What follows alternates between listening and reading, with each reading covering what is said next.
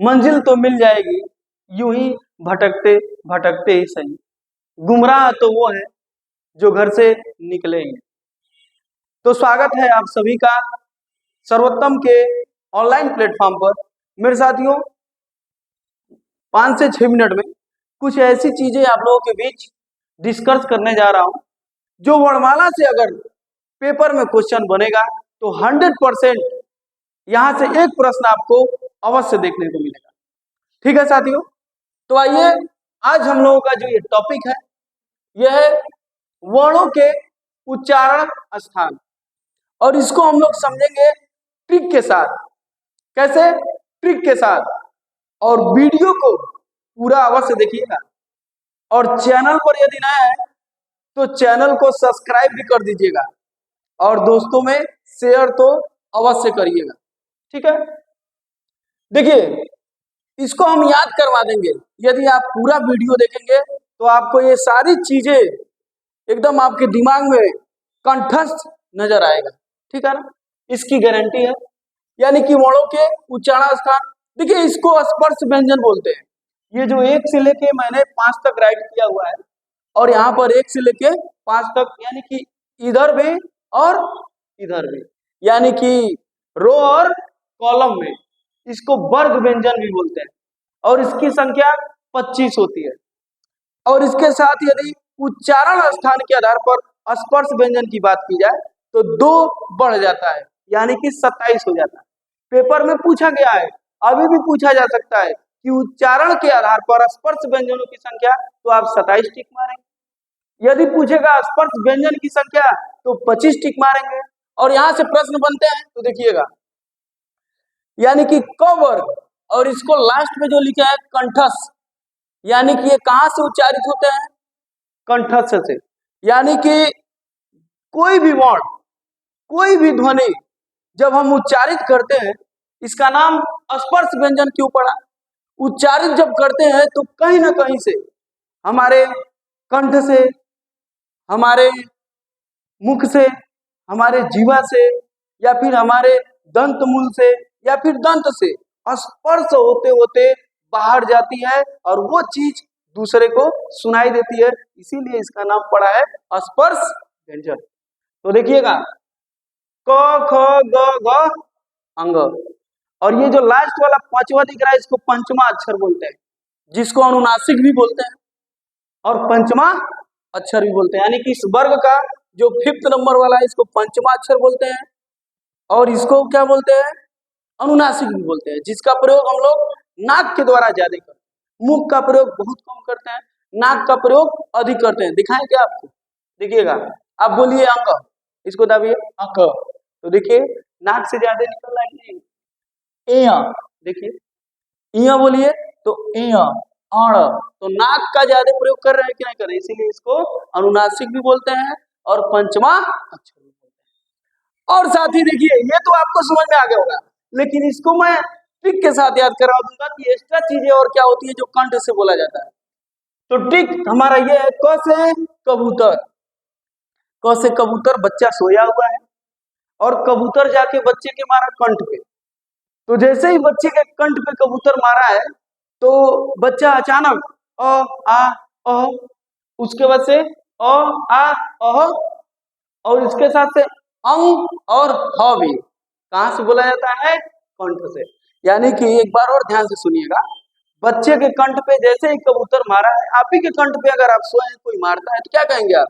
अ आ अ, और अ के साथ देखिए ना, अंग भी आ जाएगा, अहो आ ही रहा है। बात समझ में आ गई कि नहीं आ गई? ये जितने भी वर्ण यहाँ पर लिखे हुए हैं, यानी कि एक तरह से इसको काकल्य भी बोलते हैं, ह को, ये स्वर तंत्री भी है और ये काकल्य भी है, और इसको कंठ से भी बोला जाता है। 3 कॉन्सेप्ट ह का निकल के आएगा। स्वर तंत्रीय पूछेगा तब भी ह टिक मारना है, आपसे पूछेगा कि कंठ से है तब भी ह है, और आपसे पूछेगा कि काकल्य वर्ण कौन सा है तो ह। चीजें समझ में आई?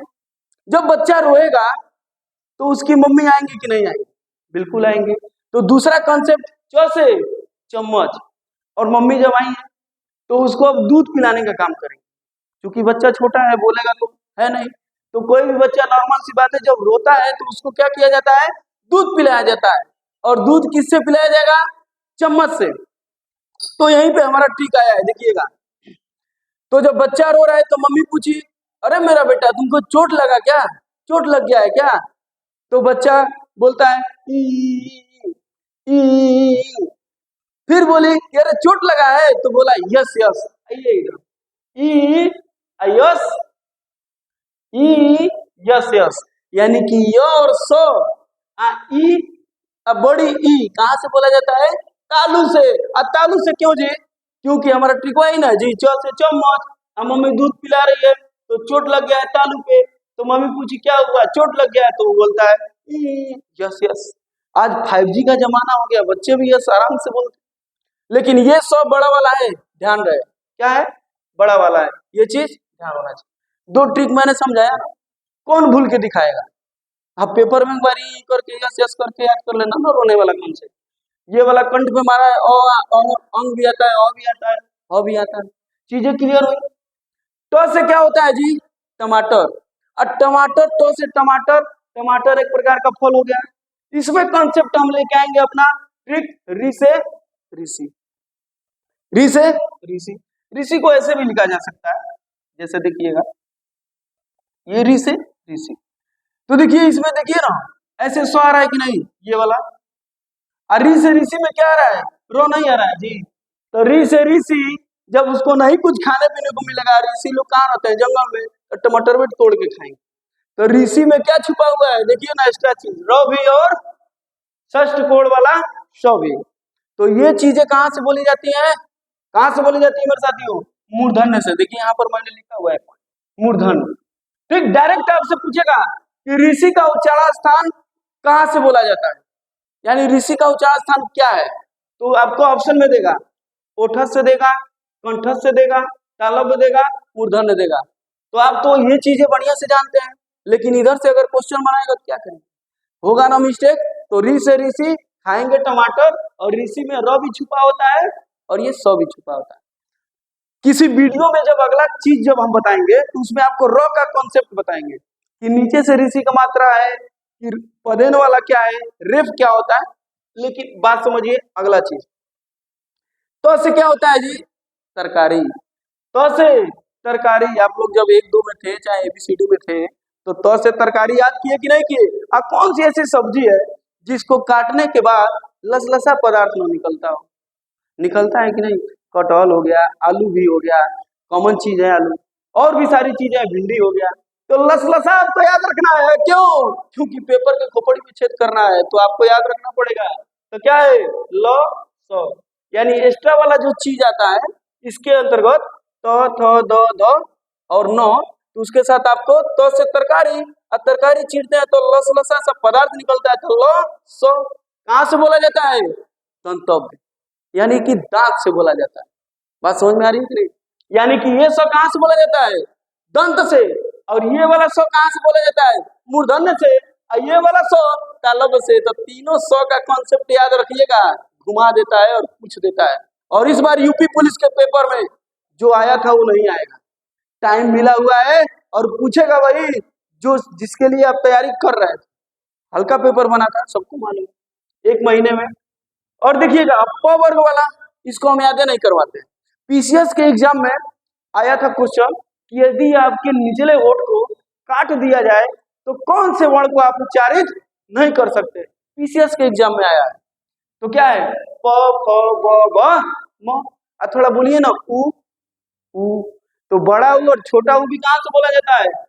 ओठा से बोला जाएगा ना, ओठ से बोला जाएगा ना। तो देखिएगा प प, तो आप बोलिए ना जी, थोड़ा इस अपने ओठों के नीचे करिए, बोल पा रहे हैं? नहीं ना जी। तो दोनों ओठ का जब तालमेल होता है तभी आप बोलते हैं क्या? प वर्ग वाले को। और इसके अंतर्गत एक्स्ट्रा चीज आपको क्या रखना है? उ और उ। ठीक, छोटा हुआ। थोड़ा सा एक्स्ट्रा चीजें देखते हैं। अंतस व्यंजन किसे कहते हैं? ऐसी ध्वनियां या ऐसे वर्ण जिनका उच्चारण करते समय हमारे मुख के अलावा भी आंतरिक हिस्सों का प्रयोग करना पड़े। अरे बोलिए ना जी, नहीं कहते हैं कि दिल से बोलिए, तो दिल से यही बोला जाता है य र ल, वो बाकी और दिल से कुछ नहीं बोला जाता है। समझ में आया कि नहीं आया? ठीक, चलिए, तो य र ल, इसको अर्ध स्वर भी कहा जाता है। इस र को प्रकंपित भी बोला जाता है, ल को पार्श्विक भी बोला जाता है। पार्श्विक इस हिसाब से बोला जाता है कि जैसे सामने से इसका वायु रुक जाता है, यानी कि जीव ल बोलेंगे ना तो सामने का वायु रुकता है और बगल और अगल यानी कि इस बगल से और इस बगल के जीव के हिस्से से वायु निकलती है, इसीलिए इसका नाम पड़ गया है पार्श्विक। ठीक, ये देखिए संयुक्त व्यंजन, किसी और दिन इस पर एक्स्ट्रा चीज चर्चा करेंगे, लेकिन कुछ चीजें जो वीडियो में हमको बताना था वो चीजें बस बताने की बात कर रहे हैं। देखिए छ त्र ज्ञ स्र संयुक्त व्यंजन होता है। दंतोष्ठ के अंतर्गत वो आएगा। कंठ और तालु ए और ए होगा। कंठ और तालु इसका नाम क्यों पड़ा देखिएगा, क्योंकि जो ये है इसको हम तोड़ेंगे तो बनेगा कैसे, अ प्लस ई में। यहाँ पर छोटा चाहे बड़ा आ भी हो सकता है, यानी कि और आ भी हो सकता है, यहाँ पर छोटी और बड़ी ई भी हो सकती है, तो मिलके क्या बनता है, ए बनता है। तो देखिए ना, ओ कंठ से नहीं बोला जाता है, ई तालु से नहीं बोला जाता है, इसीलिए इसका नाम पड़ा है कंठ तालु। ठीक, इसी प्रकार से इसका भी कर देंगे, लेकिन यहाँ देखिएगा ये ओ और ओ कहाँ से बोला जाएगा, कंठ और ओष्ठ से। अब पूछेंगे कैसे सर जी, तो बताते हैं, देख लीजिएगा, थोड़ा सा टाइम बहुत कम है।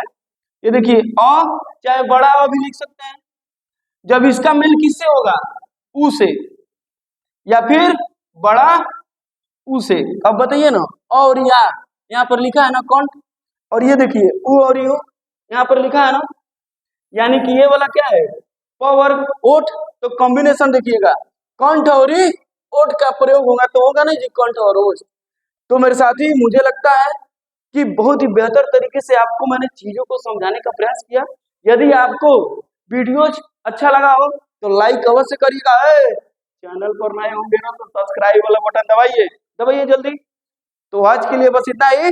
जय हिंद, जय भारत।